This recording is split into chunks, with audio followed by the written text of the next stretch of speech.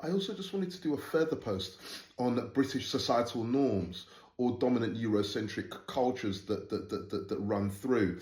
And if I'm stating, for example, that there is racism within British or British society, that does not implicate all white British people. Britain is made up of multiracial people, and sometimes those of colour can be far more racist than those with white skin.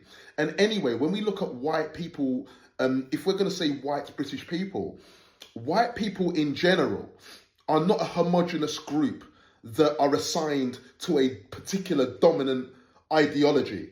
As I've said, in modern times, we're experiencing a period of globalized flux. Okay, race is no guarantee of ideology. And what I find is that in terms of people of color, I can find them far more dangerous in terms of racism and white supremacy than people with white skin. Absolutely. A lot of the time, I will prefer to actually have to hedge my bets with someone who's racist who has white skin over somebody who's racist with melanated skin, for the reason that I would say that people who of color try extra hard to be more punitive in their approach to racism and more hardcore, because they are trying extra hard to convince their white supremacist masters that they are loyal. And in that case, they are far more severe in their punishment of other people of color, and they are far more racist than racists or people who are prejudicial, who have non-melanated skin, who are white. So when I'm talking about British societal norms, I'm not necessarily implicating white British, because I don't believe that all white people are the same. That is absolutely ridiculous. You have white people are not, as I've said, are a heterogeneous group with conflicting ideologies.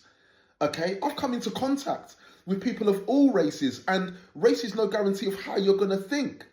Okay, as I said, growing up, my best friend was my friend Philip, Caucasian, and his dad was a treat that was hard to beat. He was white, British, but at that time I would have preferred to have had him as my dad than my own dad, because I found my dad quite punitive, quite mean in the way that he behaved towards me, and I would have I was actually jealous of the relationship that was there. Race, skin tone is no guarantee of humanity, and we need to get beyond this group thinking, because that is racist in itself. I'm talking about British dominant norms in British society. Oh, I'm implicating all white people because I'm black. I'm not into this tribal thing. I'm dealing with phenomena and what's going on in society. I'm not implicating people always on the basis of race.